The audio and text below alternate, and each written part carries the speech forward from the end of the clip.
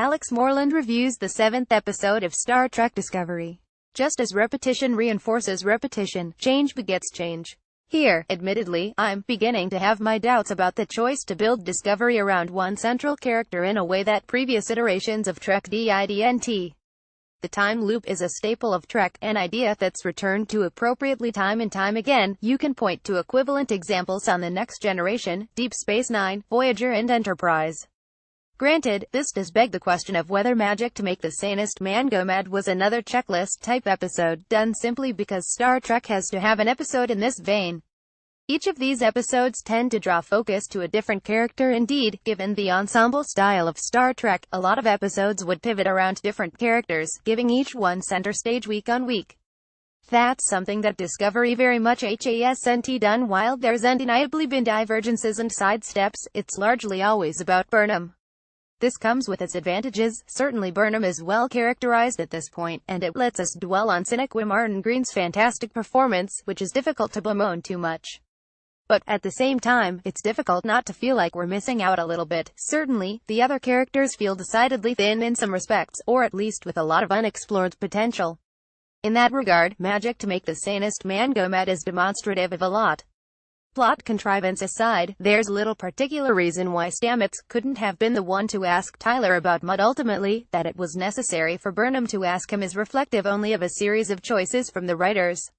That prompts the question, though, why those choices? Certainly, it's not difficult to imagine a version of this episode where Burnham was largely on the periphery, one in which the focus was on Stamets and Tyler primarily, without needing Burnham to intercede on their behalf. Taking the time to dwell on the supporting characters would be welcome at this point in the series, not least because they're often so charming.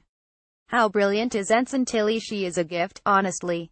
We're already at the halfway point of the series, and only have about 3 weeks left in the first run of episodes. Soon it'll be time for the mid-season break. Beyond Burnham, how much time have we spent on each of the characters? Don't get me wrong, there have definitely been some moments to flesh out the supporting characters. Stamets telling Burnham about how he and Dr. Culber first met was really quite sweet. But I don't think it's unfair to want to see a little more of that. Of course, the question posed about does avoid. Why did Stamets need Burnham to intercede on his behalf with Tyler? Well, that's because it's time for Burnham and Tyler to get together. In a way, it's a little childish is the wrong word.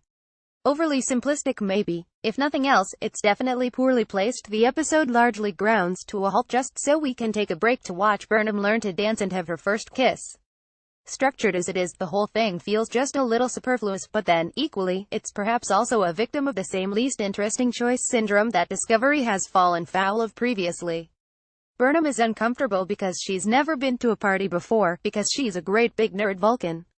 Or human race does a Vulcan. Was there not another direction this could have been taken in, or, at least, another perspective to view it from? It works fine, sure, but it's so familiar I suspect the Discovery team could have written it in their sleep if they wanted to.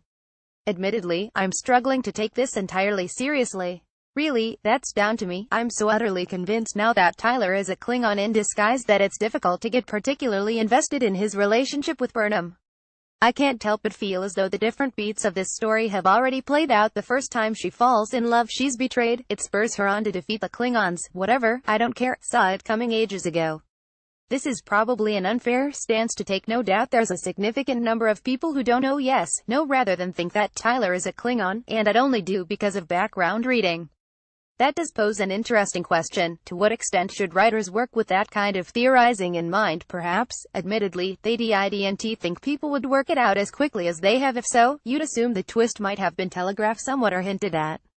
Also, weirdly, this is the second time that Burnham has been paralleled with a space animal. Last time it was the tardigrade, misjudged as violent but ultimately pivotal to their mission of peaceful exploration. Now, it's the Gormagander space whale, too focused on spacey things to ever find love. Does anyone else think that's a strange pattern taken together? I'm not really sure what it suggests, but it's definitely an odd comparison to recur. Something that a lot of other reviews have pointed out is that this episode goes against the grain a little bit, standing largely outside Discovery's ongoing serialized story. Indeed, I think it's probably fair to call this episode filler, not as a slight against its quality, which is strong enough, but more as an indicator of its broader place within the season. It could have played out last week or next week and made little difference, outside of Harry Mudd's return, and I've made my feelings on him clear already. There's nothing about this episode that demands it fall in a particular position. That's one of the difficulties with a show that has a heavy serialized plot. It makes it more difficult to justify these little side jaunts. It's not that I want every episode to lead directly into the next, complete with a to-be-continued card at the end of each one. Equally, though, you can't do this by a half measure. It's great to have an overarching narrative, but there's a need to commit to it, rather than dropping things by the side. To take one example, this episode saw Burnham awkward at the party because she's a bit of an awkward nerd. Don't most of the crew still blame her for the war? It's difficult, because you wouldn't necessarily want her to be in an antagonistic position relative to everyone else on the ship forever, but I don't really believe there's been reason enough for everyone to forgive her just yet. Effectively, she's the Starfleet version of someone like Gavrilo Princip. If Discovery is dedicated to exploring the consequences of Burnham's actions to tell a character-led story, that can't have been forgotten just yet. In any case, I do want to take a moment to note that, if I seem critical, it's not that I don't enjoy this show. I really do. I've said as much in previous reviews. Where I'm finding fault, it's not simply to disparage the show. There's a lot about it that works, certainly, and it is still largely entertaining to watch. But it's because I enjoy it that I'm trying to hold it to a higher standard, because I do quite emphatically believe that it could still be better.